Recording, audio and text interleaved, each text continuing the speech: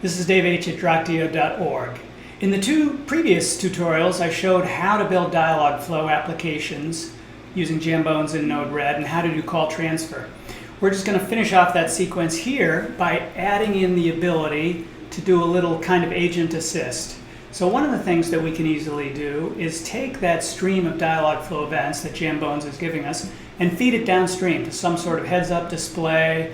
Could be maybe a sidecar app for an agent that gives them kind of the agent assist functionality. A lot of things you can do with the information. I'm going to do something basic just to give you the idea.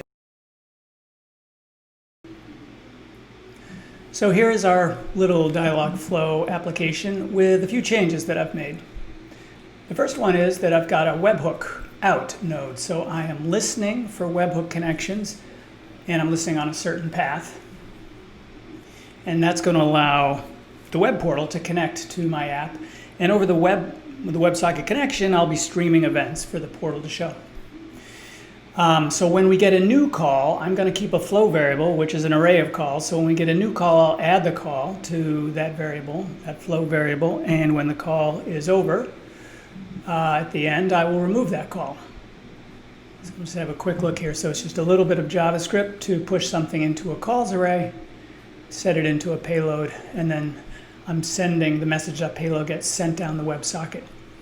So the portal at the other end will be getting a stream of these events every time a call arrives on the system or leaves the system. Using that, it can keep a real-time list of active calls. The other thing I've done is this area down here at the bottom. Everything else is the same as before. So every time I get an event, I'm going to look to see if the event type is an intent or a transcription. And if it is, I'm going to send more information down the WebSocket. So I will send, in the case of a transcription, I'll send a little payload with a type transcript and information, including the text of the transcript. Same for intents, and out of the intents, I can also parse the prompts that are being played.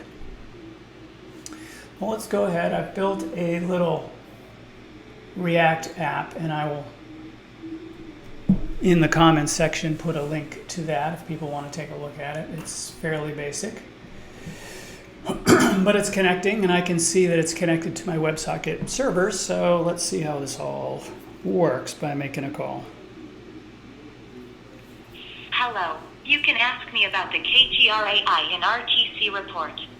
Ask questions such as how much does it cost? What methodology was used to construct the report? The study looks at AI in RTC. Ask me about contents, Sahi, Chad, pricing, and other report-related How questions. much does the report cost? The report is regularly priced at only $1,500. That's a deal. How do I buy the report? You can buy it on our website, crankygeek.com/research, or we can invoice you if you email research@crankygeek.com.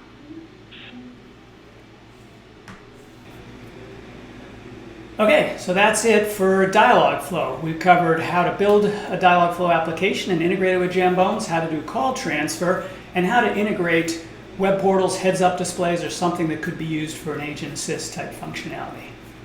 Thanks, and have a great day.